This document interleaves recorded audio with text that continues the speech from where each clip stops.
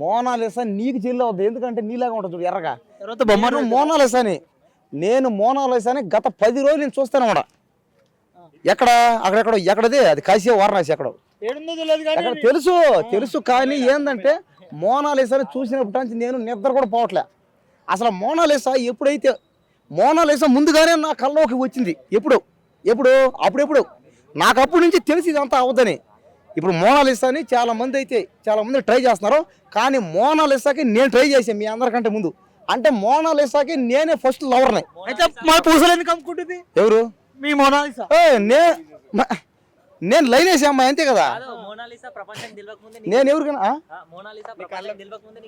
అవును, మోనాలిసా గత సంవత్సరం రోజులుగా నా కల్లోకి వస్తానే ఉంది. పెళ్ళి ఎప్పుడు మళ్ళీ? నిజంగా మీరు నమ్ముతారు నమ్మరు, పెళ్ళి మోనాలిసాని 1 year నుంచి నేను లవ్ చేస్తానే ఉన్నా.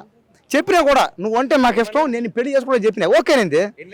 ఏంటంటే నేను ముందుగానే చెప్పినా నాకు లైన్ వేస్తా. నేను ఆల్రెడీ అమ్మేదే కదా.